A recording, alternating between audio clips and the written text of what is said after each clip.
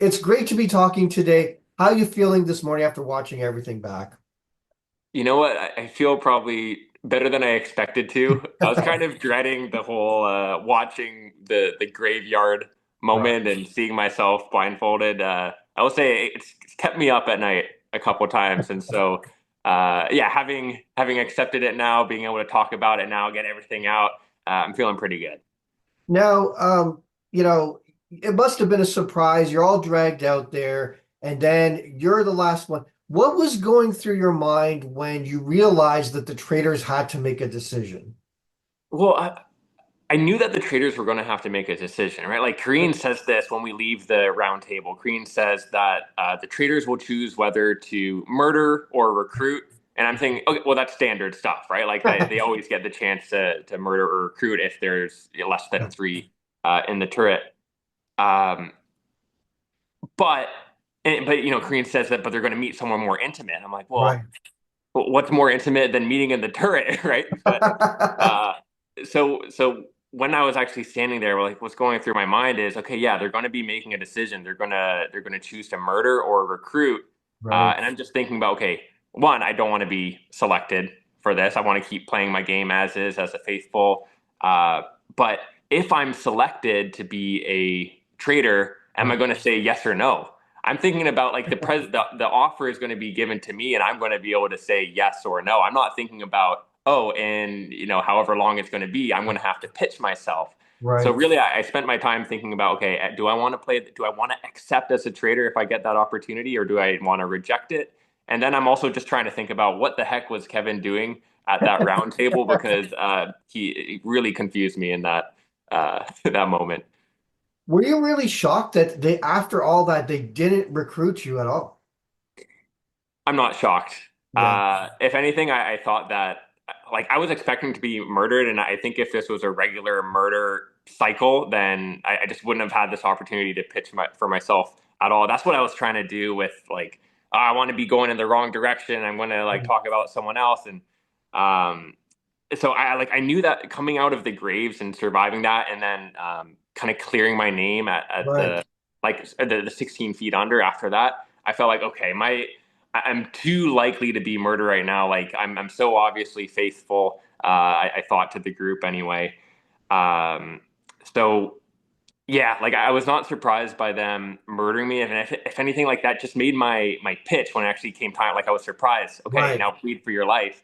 I was like, well, like what would the traders want to hear? And I was Yeah. just Yeah. not taking the time to make a good pitch for myself, because I'm like, I don't think that they want someone to come on board with them.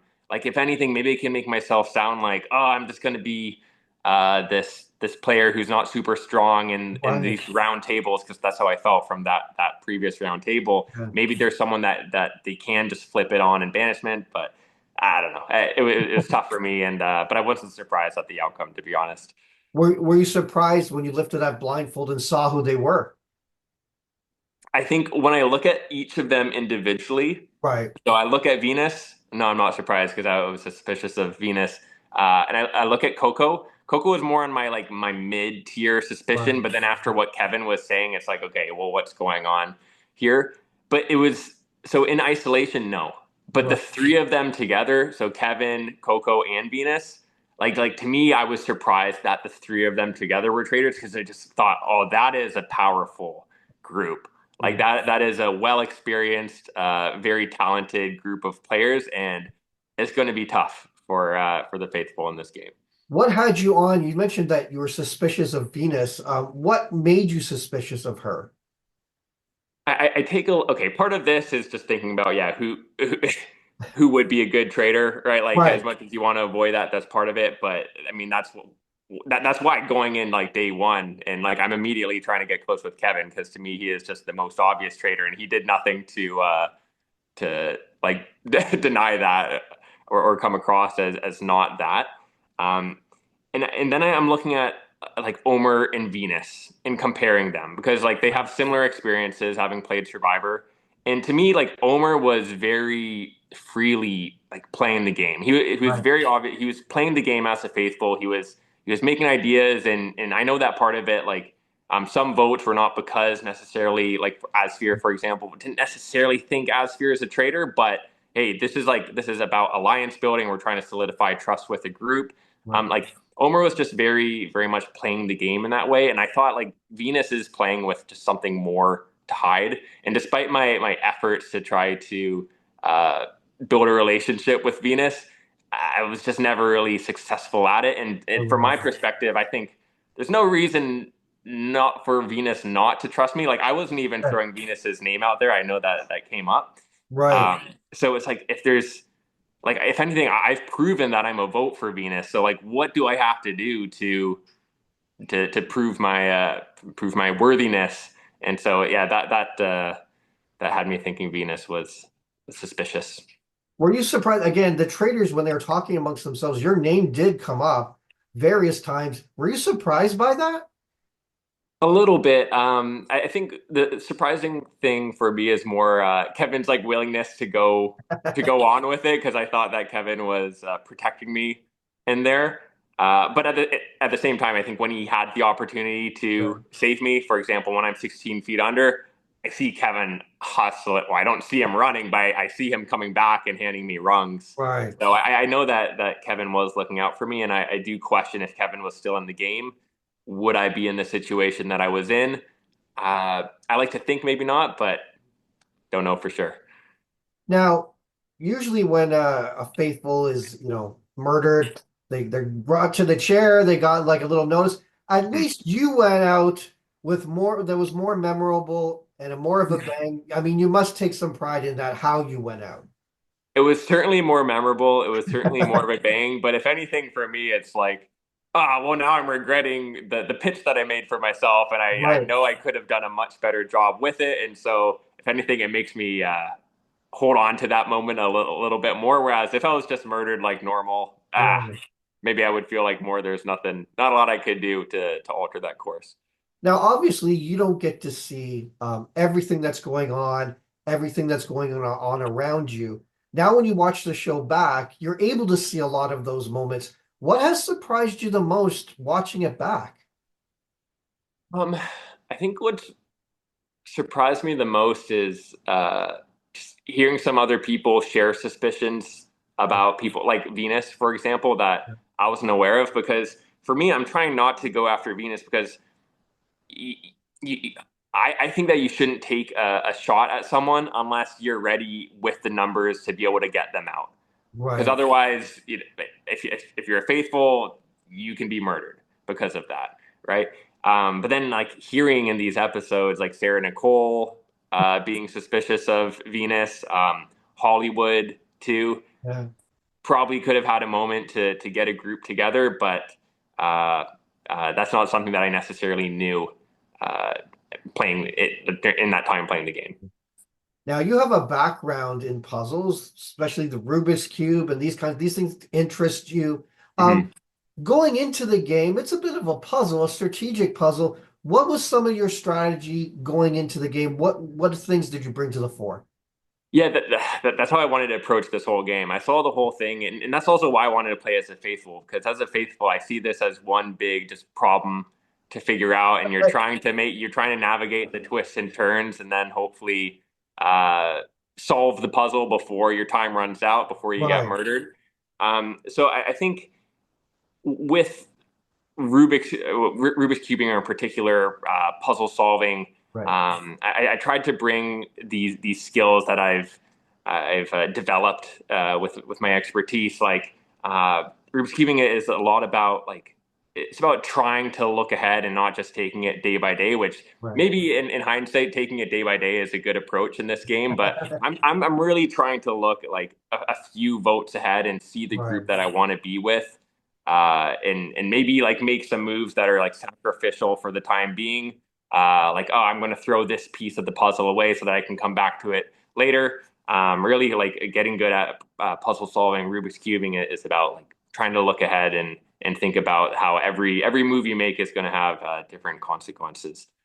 That while I've only, I mean, they came out when I was younger, and I was only able to solve it with a hammer and then putting it back Yeah. together. So I have to give you credit as far as that's concerned. Um, did you have any idea that there was a married couple in the game? Zero clue. And I remember, I forget who, but I do remember being asked by someone at some point, like, "Oh, who do you think the relationship is? There has to be Right. like a relationship in this game." I'm saying, and in the moment I said, "I have other things to worry about. I have traders to find. Like, I'm not gonna put my effort into trying to figure out who the relationship is right now because I'm not getting any initial like reads or Right. uh yeah, yeah, from anyone. So." I'm not even going to like bother wasting my headspace on that. Now, if you had to go, you've been able to watch your gameplay black and how everything has played out. If you could go back, what would you change about the way you played? It's tough because I think one of the things that made it difficult for me was, yeah, Venus not trusting me, and that Right. coming from someone who is that misremembering uh, whether I said Venus's name or not. Right. And so moments like that where it's the result of someone else just misremembering, there's not a lot you can do about Yeah. that. So that's not something that I can take away, but it makes me think that, okay, well, maybe the right approach for me, instead of trying to like go off and make a move in isolation, like on an island, like with voting for Rhea, and try Right. to show, hey, traders, I'm not looking in your direction. I'm looking elsewhere. So don't worry about me. Don't come to murder me. Yeah. Um, I think in moments like that, it probably is best to be less defensive and less scared of Mhm. murder. And no, if you're feeling that way, this is probably the time to take a Yeah. shot at a trader. So I think that is the one move that I think I could have done. And look, Coco, other than what Kevin was saying, yeah, wasn't like top of my list. Right. Um, I'm still trying to make a relationship with Venus, so I was scared to do that. I also wanted to get Omer's blessing because Omer was close to me, and I knew that obviously he and Venus are close. So yeah, that's probably something I could have done. But for me, I think the biggest moment that I look back to is, yeah, what am I saying to these traders when my blindfold is on, and thinking about how I could have handled that better. Well, I mean, to be perfectly honest, you didn't have much time to cobble something together, so you were kind of on the spot. Now I've heard from a number of people that they didn't really suspect Coco as a traitor. Hmm. What was going on? Why was she not on the subject a suspect list as far as you're concerned? How is she playing? Coco is masterful in this game. Coco is just it's really the social game that Coco Right. has on lock. Coco is so fun, um, silly, appears to not take the game too seriously. But then I think the thing Oh, about Coco is Coco can just like flip the switch in an instant, right. and you see her go into the turret or in confessionals, and just how strategically she's speaking about everything. But in the moment, she's cracking jokes, she's making people laugh, and just having a good time. And that she's so good at like diffusing suspicion. I think because of that. Now, if you had to play again, would you rather be a faithful or a traitor? Coming into this game, I wanted to play as a faithful. I wanted Right. to win as a faithful. So I did almost say traitor there because I think I have to flip my mindset. So I think if I'm coming into this game again, Yeah.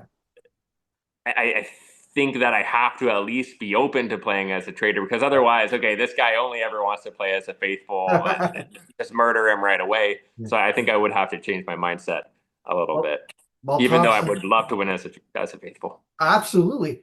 Yes, I mean there's pros and cons and different strategies for both ways, but it was wonderful talking to you today.